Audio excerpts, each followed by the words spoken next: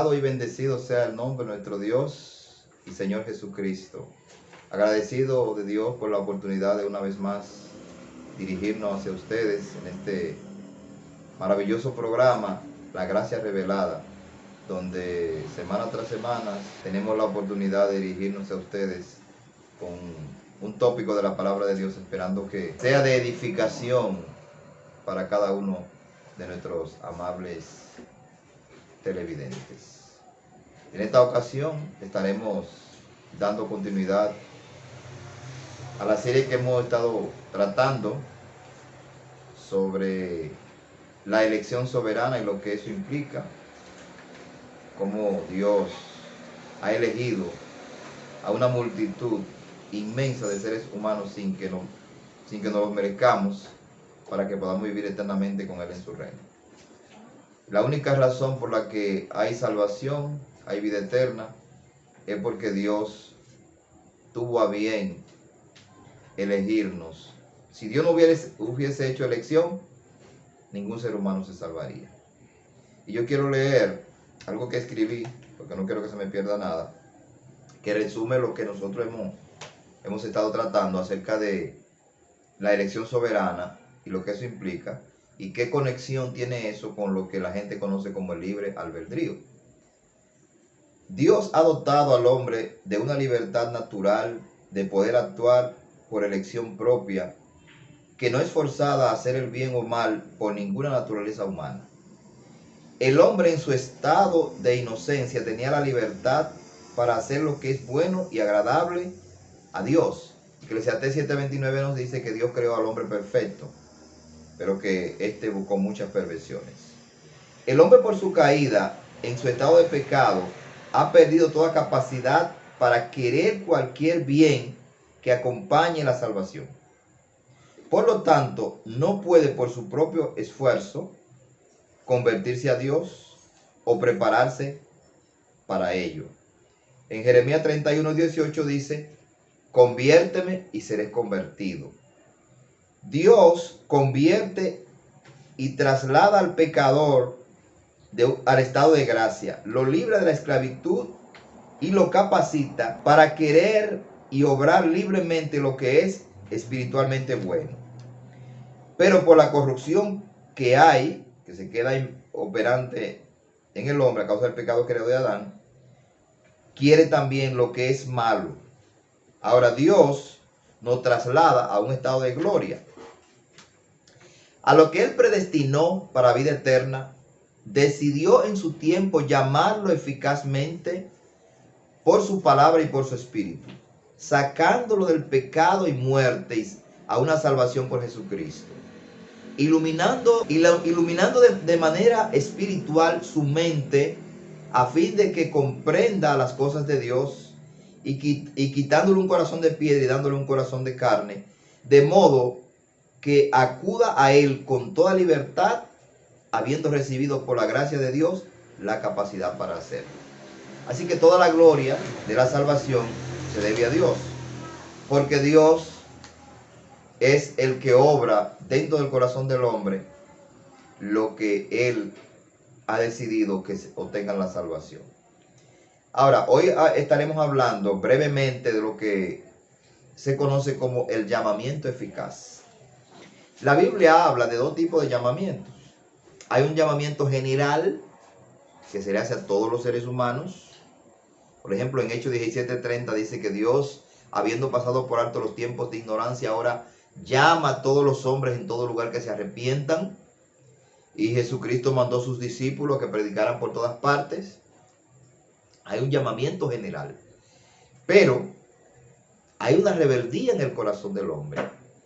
Y podemos ilustrarlo con algunos personajes de la Biblia. Por ejemplo, encontramos el faraón.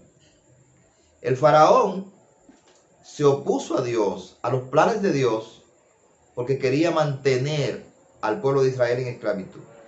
Sin embargo, Dios envió 10 plagas. Y al final, con la última, entonces Él tuvo que dejarlo ir. Pero fue de manera forzosa. O sea, hay una rebeldía en el corazón del hombre. El hombre sin la intervención de Dios no les puede responder a Dios. porque ama el pecado, porque se complace en la maldad. El hombre no quiere a Dios, no quiere un Dios que gobierne sobre él, no quiere un Dios que limite sus acciones, no quiere un Dios que le dicte las leyes que él tiene que seguir, ni mucho menos quiere un Dios al cual tenga que rendirle cuenta un día. Por eso muchos prefieren ignorar la existencia de Dios y decir que no hay Dios. Pero sea que la gente quiera admitirlo o no, ciertamente un día tendrá que encontrarse y dar cuenta delante de la presencia de Dios. Entonces, esa rebeldía natural que el hombre tiene es vencida por Dios. A través del Espíritu Santo ocurre lo que es el llamamiento interno o llamamiento eficaz. Cuando Dios a través de su Espíritu Santo obra dentro del corazón del hombre, el hombre ya no puede decir que no, porque ya su voluntad ha sido libertada. Su libre albedrío ha sido libertad. Ha tenido un encuentro con la vida y ha visto la importancia de seguir a Cristo. Yo quiero leer un texto que leímos la vez pasada en Juan capítulo 3. Juan capítulo 3, en el versículo 6 y 7, nos dice algo muy importante que vamos a tomar en cuenta en esta ocasión. Dice allí, no te maravilles, en el versículo 7, de que te dijo, os es necesario nacer de nuevo. El viento sopla de donde quiere y oye su sonido, ni sabes de dónde viene ni a dónde va. Así es todo aquel que es nacido del Espíritu. Lo que está diciendo es que, así como el viento, nadie le traza una dirección, ningún ser humano le puede trazar una dirección al Espíritu Santo. ¿A dónde va el Espíritu Santo? El Espíritu Santo va donde Dios lo envía. ¿Y a quiénes Dios envía el Espíritu Santo para obrar la regeneración? Aquellos que desde la eternidad Él escogió. Entonces, ese llamamiento interior, interno, ese llamamiento eficaz, esa gracia irresistible, ocurre por la acción del Espíritu Santo. Pero aquí Jesús lo dejó claro, en Juan capítulo 3. El Espíritu Santo, el hombre no le traza una dirección. Porque el hombre no quiere un encuentro con Dios. El hombre quiere un encuentro con Dios después que ha sido libertado de su corazón de piedra. Pero el Espíritu Santo va donde Dios lo envía. Leo también en Primera de San Pedro, la primera carta que el apóstol Pedro escribió, en el capítulo 1, donde va a mencionar otra vez, va a mencionar que es la acción del Espíritu Santo. Capítulo 1, versículo 1 y 2 de Primera de Pedro. Pedro, apóstol de Jesucristo, a los expatriados de la dispersión en el Ponto, Galacia, Capadocia, Asia y Bitinia, elegidos según la presciencia de Dios Padre, en santificación del Espíritu, para obedecer y ser rociados con la sangre de Jesucristo. Gracia y paz os sean multiplicadas. Está diciendo ahí que la elección es por Dios el Padre, pero que lleva incluida la santificación del Espíritu Santo. Es decir, aquello que el Padre eligió, determinó llamarlo por su Espíritu Santo. Ese es el llamado interior. El llamado interno, el llamado externo, es el que hacen los predicadores a todo el mundo. Y el llamado interno es el que el Espíritu hace particularmente en aquellos que Dios lo envía para que así sea. Y ahí dice entonces que aquello que Dios eligió, lo santifica por su Espíritu Santo. Ahí está hablando de la regeneración. Ahí está hablando de la obra interna que es el Espíritu Santo. Y dice, para obedecer y ser rociado con la sangre de Jesucristo. ¿Obedecer qué? Obedecer el llamado del Evangelio. Así que primero Dios elige, a eso que eligió, le envía el Espíritu Santo, obra en sus corazones, y luego eso pueden obedecer. Para obedecer y ser rociado con la sangre del Señor Jesucristo. O sea que sin esa obra del Espíritu Santo en el interior, no se le puede obedecer. Y esa es la diferencia. ¿Por qué predicamos el mensaje del Evangelio y algunas personas responden y otros no, con el mismo mensaje? Por la acción del Espíritu Santo. El Espíritu Santo es que hace la diferencia. El Espíritu Santo es que obra ese llamado interno, sin el cual ningún ser humano puede obtener la salvación. Y hay muchos textos en las Escrituras que nos muestran la obra del Espíritu Santo en el corazón del hombre. Y podemos remitirnos al Evangelio según San Lucas en el capítulo 19, donde vamos a leer y vamos a ver la historia de Zaqueo, que es un ejemplo vivo de lo que es ese llamado interno que depende de la acción del Espíritu Santo.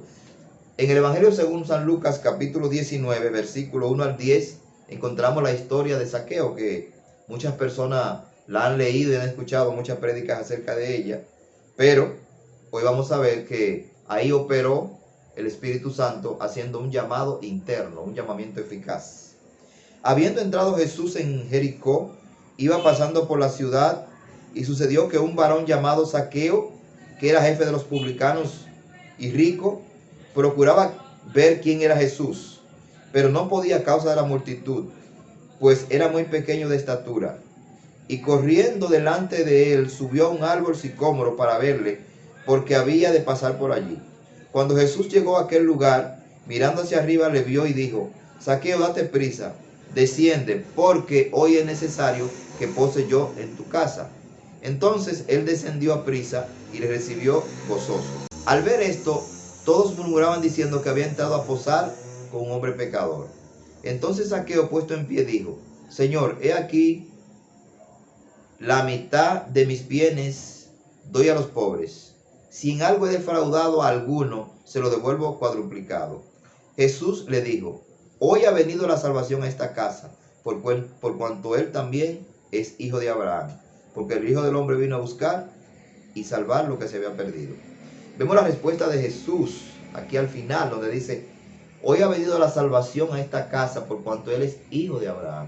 Y ahí está lo que estuvimos tratando la vez pasada, de la promesa que Dios le hizo a Abraham de salvar a los que creyeran simplemente por la fe. Aquí vemos que ni siquiera hubo un llamado externo, sino que el llamado fue interno. Porque no vemos a Jesús diciéndole a Zaqueo que se convierta en su discípulo. No vemos a Jesús diciéndole a Zaqueo que se arrepienta. No vemos a Jesús diciéndole a Zaqueo: tienes que convertirte, tienes que dejar tu camino, tienes que volverte a Dios. No, porque eso ocurrió internamente. Zaqueo había escuchado hablar de Jesús. Había escuchado de los milagros, de las maravillas que Jesús hacía. Y tuvo curiosidad por verle. Bendita curiosidad. Y dice que esa curiosidad lo llevó a subirse a un árbol para ver a Jesús. No es coincidencia, fue la providencia de Dios obrando. En ese momento en que Zaqueo tenía esa curiosidad de ver a Jesús, precisamente Jesús venía por ese lugar. No fue coincidencia, fue algo trazado divinamente. Fue un encuentro trazado por Dios. Y esa curiosidad que tenía Zaqueo por ver quién era Jesús, por haber escuchado los milagros y las maravillas que Jesús había hecho, era la obra interna del Espíritu Santo. Por eso cuando Jesús le dijo: hoy es necesario que pose en tu casa, él inmediatamente le recibió gozoso. Él recibió gozoso porque ya su libre albedrío había sido libertado. Ahora tenía satisfacción de tener al que él entendía que era el Mesías, el Salvador del mundo, en su casa. Y entonces ahí, voluntariamente, él tomó la decisión de resarcir a los cuales él le había hecho daño económicamente. Sin que Jesús se lo pidiera, sin que nadie le dijera que tenía que hacerlo.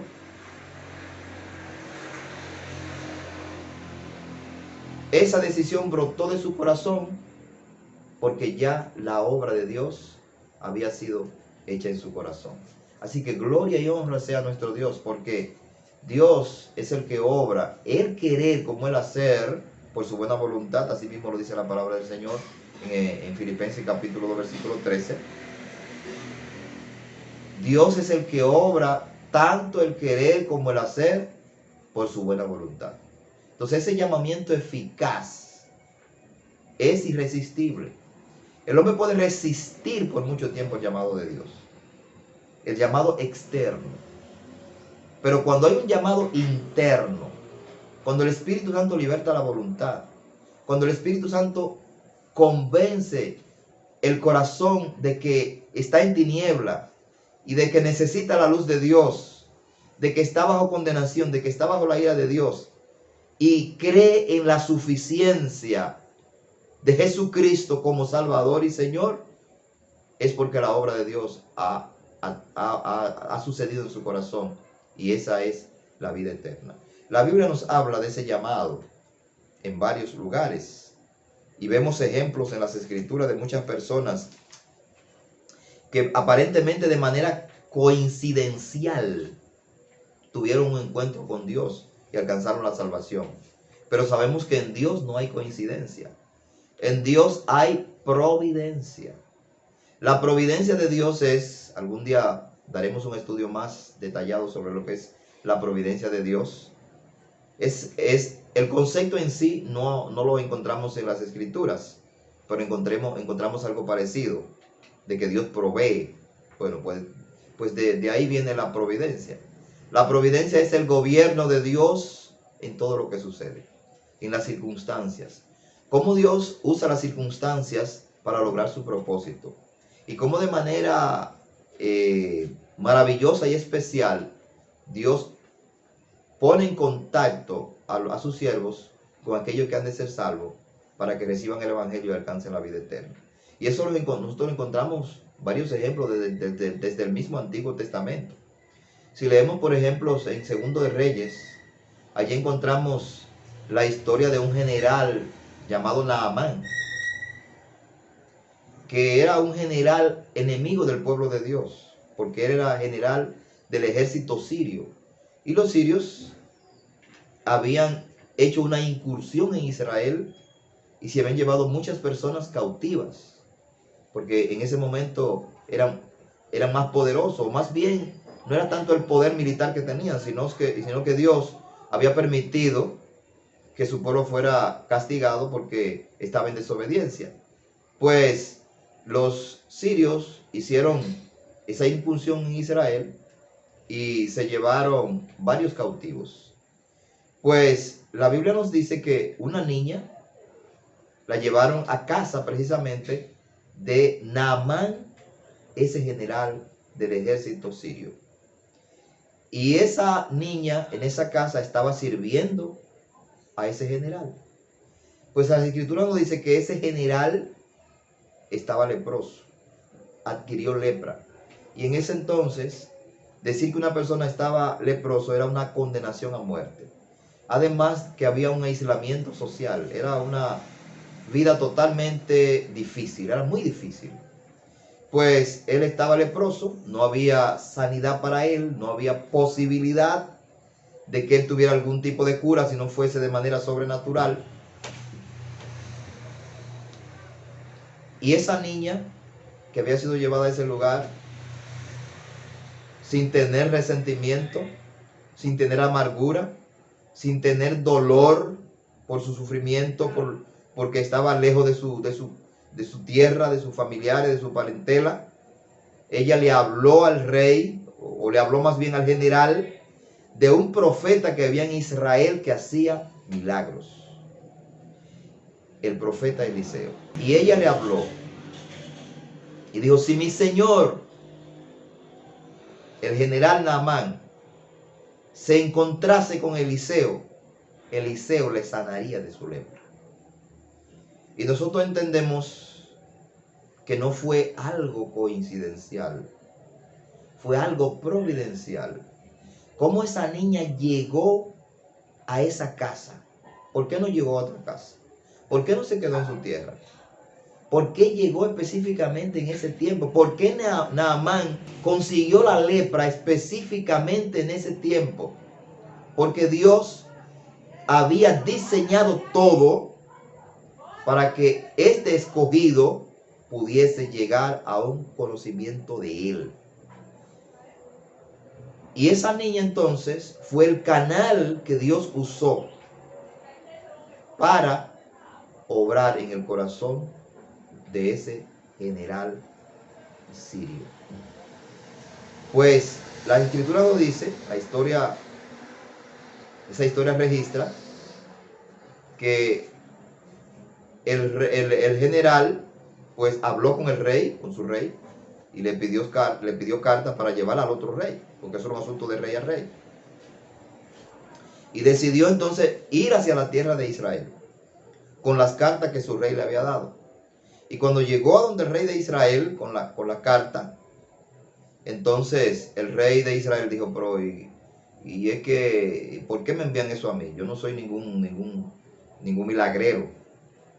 No soy ningún milagrero para que me manden a mí un leproso para que yo lo sane.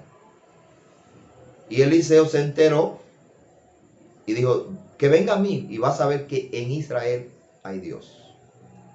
Y entonces la historia nos dice que, la historia bíblica, nos dice que el general decidió ir entonces en busca de Eliseo.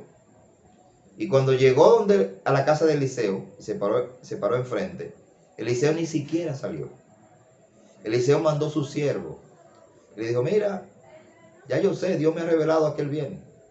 Dile a él que vaya y se sumerja 7 veces en el río Jordán, ahí va a ser sano. Entonces, ahí empezó la lucha porque el general dijo, pero ¿cómo que yo me voy a sanar sumergiéndome en un río? Si hubiese sido por bañarme en el río, yo lo hubiese hecho en mi tierra, porque en mi tierra hay ríos que son mejores que este, más limpios, más caudalosos. Pero los siervos, de manera que los siervos muchas veces son instrumentos de Dios, la persona más humilde, le dijeron, pero tú no vas a perder nada con hacer lo que él te está diciendo. Si él te pidiera una gran cosa, tú lo hicieras, pues ¿cuánto más te dice que te sumerjas ahí? Y él accedió y se sumergió 7 veces en el río Jordán y fue sanado de su lepra. Luego quería recompensar de alguna manera al profeta Eliseo, y Eliseo dijo, no, yo no puedo tomar recompensa porque eso no lo hice yo, eso lo hizo Dios. Eliseo le dio toda la gloria a Dios. A partir de ese momento, bueno, pues Naamán se convirtió, porque, ¿cómo lo sabemos? Él dijo, de ahora en adelante, yo solamente voy a servir a Jehová tu Dios.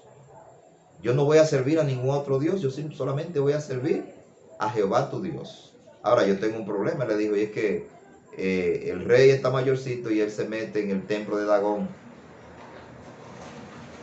a adorar. Él se mete en el templo de Dagón a adorar y él se apoya en mí.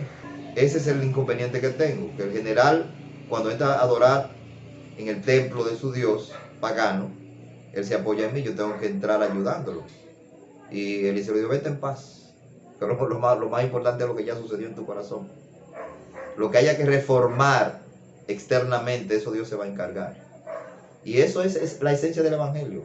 El Evangelio no consiste en que el hombre haga una reforma. El Evangelio no es que una persona es un borracho y deje de ser borracho. Que una persona es un jugador de gallo, de lo que sea, y deje de hacerlo. O que sea un mujeriego y deje de hacerlo. El Evangelio es que tenga un encuentro con la persona de Jesucristo. El Espíritu Santo regenera a esa persona. Y entonces esa persona regenerada por el Espíritu Santo le pueda responder.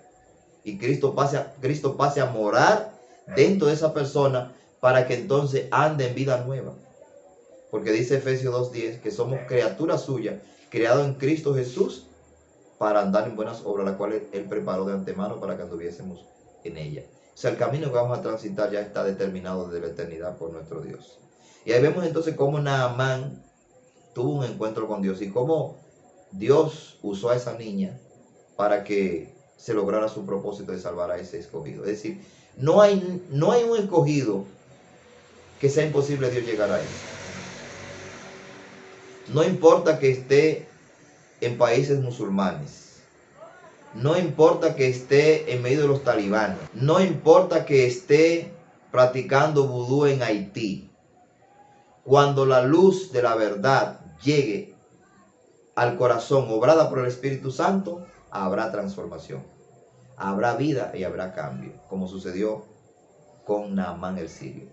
Y podríamos seguir citando, tenemos el ejemplo de Rahab en Josué capítulo 2, que dice que era una mujer ramera, una mujer prostituta, y sin embargo, cuando los espías fueron a reconocer la tierra enviado por Josué, ella lo albergó en su casa y le dijo, mire, yo sé que toda esta tierra de Canaán va a ser de ustedes, porque nosotros hemos oído lo que el Dios de ustedes hizo a los egipcios y cómo Faraón terminó ahogado en el mar su ejército por obstinarse contra lo que él sabía que era la voluntad de Dios. Nosotros sabemos lo que va a suceder, nosotros estamos llenos de miedo. Yo quiero que ustedes hagan misericordia conmigo y mi casa. Y ella lo recibió y lo escondió, y cuando fueron buscándolo, ella lo escondió y le dijo a lo de su pueblo que lo estaban buscando, ¿dónde están los hombres que han llegado a ti? Han venido a espiar la tierra. Y él le dijo, se fueron por otro camino, pero ella lo tenía escondido. Y dice la escritura que eso fue un acto de fe, que por fe ella obtuvo la salvación, porque escuchó cómo Dios en Egipto había obrado poderosamente para liberar a su pueblo. Y al escuchar eso, ella no vio. Hay gente que cree que la salvación es por ver. La Biblia dice, la fe viene por el oír. No es por ver milagros, no es por ver los actos poderosos de Dios que el ser humano se salva. Es por oír con fe la palabra del Señor. Y ella oyó los hechos de Dios, y eso generó fe en su corazón. ¿Quién obró para que lo que ella escuchó generara fe en su corazón? Fue el Espíritu Santo. No sabemos cómo ella lo escuchó. Lo que podríamos pensar es que ella lo escuchó a través de los que se llegaban a ella.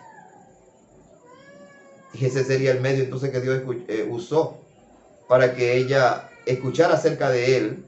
Y cuando él envió los espías, que no fue tampoco una casualidad, no fue una coincidencia que llegaran a esa casa y que ella tuviera su casa frente al muro ahí, sino que Dios tenía todo eso determinado para salvarla específicamente a ella. De manera que Dios es maravilloso y se merece toda la gloria y toda la honra por la salvación.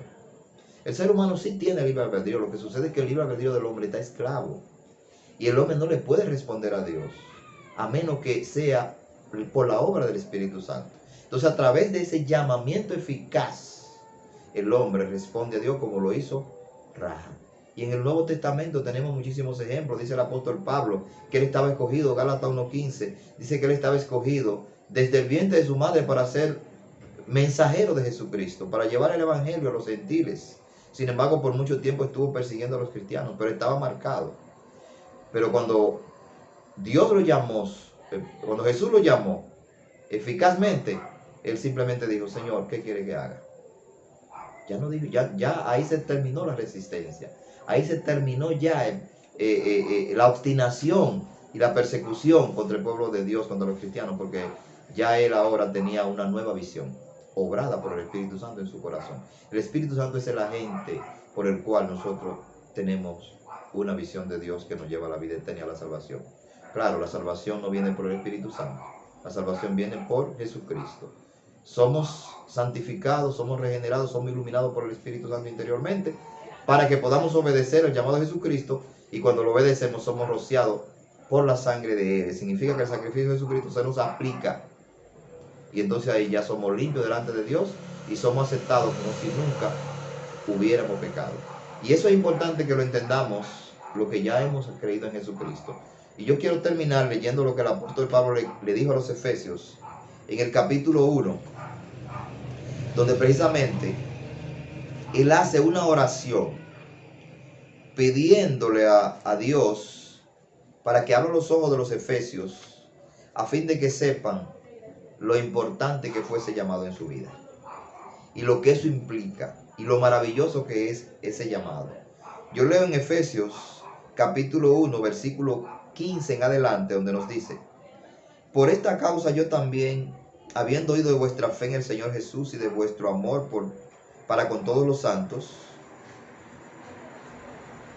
no ceso de dar gracias por vosotros, haciendo memoria de vosotros en mis oraciones, para que el Dios de nuestro Señor Jesucristo, el Padre de gloria, os dé espíritu de sabiduría y de revelación en el conocimiento de Él, alumbrando los ojos de vuestro entendimiento, para que sepáis cuál es la esperanza a la que Él os ha llamado, y cuál es la riqueza de la gloria de su herencia en los santos, y cuál la supereminente grandeza de su poder para con nosotros los que creemos, según la operación del poder de su fuerza, la cual operó en Cristo, resucitándolo de los muertos y sentándole a su diestra en los lugares celestiales.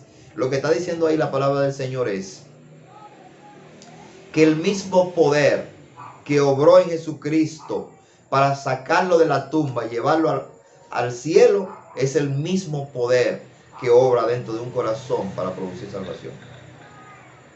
No es un asunto de decisión humana, no es un asunto del querer humano, es un asunto del poder de Dios que obra maravillosamente para que el ser humano, que es escogido por Dios, pueda darle la gloria a Dios. Cuanto más la sangre de Cristo, el cual mediante el Espíritu Eterno se ofreció sin mancha a Dios, limpiará vuestras conciencias de obras muertas para que sirváis al Dios vivo. Así que por eso es mediador de un nuevo pacto, para que interviniendo muerte para la remisión de las transgresiones que había bajo el primer pacto, los llamados reciban la promesa de la herencia eterna. Quise terminar con Hebreos capítulo 9, versículos 14 y 15, porque allí habla de que los que van a heredar, lo que vamos a heredar la vida eterna, son los llamados. Dice que Cristo murió para redimir a los que estaban bajo el antiguo pacto y para que la promesa de la vida eterna la alcancen los llamados. ¿Por qué quise leer este texto? Porque hay muchas personas que dicen, no, Dios no hace un llamado especial. Dios llama a todos los seres humanos. Bueno, pues si llama a todos los seres humanos, entonces todos los seres humanos van a tener vida eterna. Porque ahí en Hebreos 9:15 dice que los que van a heredar la vida eterna son los llamados por Dios. Entonces ahí está hablando de un tipo de llamado. Ahí está hablando de ese llamado eficaz, de ese llamado interior que Pablo dice en Hebreos capítulo 3, hermano santo, participante del llamamiento celestial, y del que le dice a Timoteo en 2 Timoteo 1:10. Es el cual nos llamó con llamamiento santo, no conforme a nuestras obras, sino según el propósito suyo y la gracia que nos fue dada en Cristo Jesús antes del principio de los siglos, el cual quitó la muerte y sacó a la luz la vida y la inmortalidad por el Evangelio. Eso es 2 Timoteo capítulo 1, versículos 9 y 10. Así que ese llamado celestial, ese llamado santo, no es conforme a nuestras obras. ¿Qué quiero decir con eso? El llamado no tiene que ver con ningún estatus del ser humano. No es porque sea inteligente, no es porque sea moralista, no es porque tenga un buen comportamiento, no es porque tenga cualidades morales altas, no es porque sea rico, no es porque sea educado. Es un llamado para la gloria de Dios. Ahora, una pregunta importante sería, ¿cómo yo sé que yo soy llamado? Mi amigo que me está escuchando, ¿cómo tú puedes saber si eres llamado? Sencillamente cuando te prediquen el Evangelio, respóndele. Si responde el Evangelio, si pone tu fe en el Hijo de Dios como el único camino para llegar al Padre, para tener vida eterna, si cree que a través de la sangre de Jesucristo eres limpio de todos tus pecados y que vas a ser aceptado en el cielo, no en base a ninguna obra que tú hayas hecho, no en base a ningún comportamiento bueno que hayas tenido, sino por la obra perfecta de Jesucristo. Si crees eso y pones tu confianza y depositas tu vida en la persona y en la obra de Jesucristo, tendrá vida eterna y sabrá y entenderá que ha sido por la intervención sobrenatural de un Dios maravilloso que te ama. Así que mi llamado, yo no puedo hacer un llamado interno, pero puedo hacer el llamado externo de la palabra de Dios, es que crea en el Evangelio, que es poder de Dios para salvación a todo aquel que cree. Y el Evangelio es que ponga tu fe en la vida perfecta, en la muerte y en la resurrección del Hijo de Dios, y que crea que a través de su sangre eres perdonado y eres limpiado y te conviertas a Jesucristo para que vivas con Él en su reino. Que la gracia del Señor Jesucristo sea con todos ustedes, que el amor de Dios el Padre obre en sus corazones y que el Espíritu Santo traiga esa iluminación en todos aquellos que han tenido el placer, que han tenido la osadía, la amabilidad de escucharnos. Gracias y paz y bendición a todos ustedes.